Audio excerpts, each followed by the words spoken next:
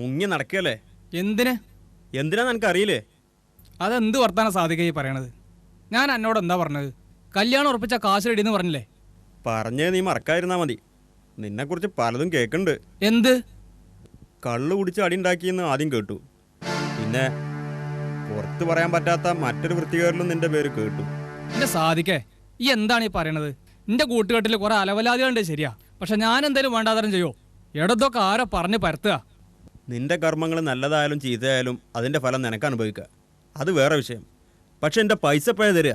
പിന്നെയും തുടങ്ങി. പെങ്ങളെ കല്യാണം ഉറപ്പിച്ച തരുന്ന് എത്ര പ്രാവശ്യം പറഞ്ഞു? ശ്യാബേ, ആ സമയമാകുമ്പോൾ നീ എന്നെ കൈവടിയരുത്. ഞാനാകെ തകർന്നു പോകും. ഒരു രേഖയില്ലാതെയാണ് നിനക്ക് ഞാൻ 20,000 രൂപ തന്നത്. അതുകൊണ്ട് തന്നെ ആ കാശും 16 രൂപ വായ്പയും കൂടി 30,000 ഞാൻ തരുന്നു പറഞ്ഞ് നീ ധൈര്യമായിട്ട് പോ സാധിക്കേ.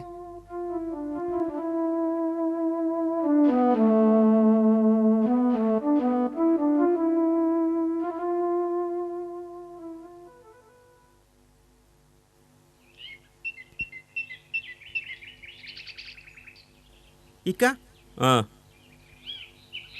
ഈ കത്ത് കുഞ്ഞാലിയാക്കാൻ്റെ പെരയിലൊന്ന് കൊടുക്കി. എന്നെ കണ്ടാൽ പിന്നെ ഇതിൽ ഈ വഴിക്ക് വരുമല്ലോ. ഞാൻ എൻ്റെ അസിസ്റ്റൻ്റായി ഇങ്ങനെ നിൽക്കുക.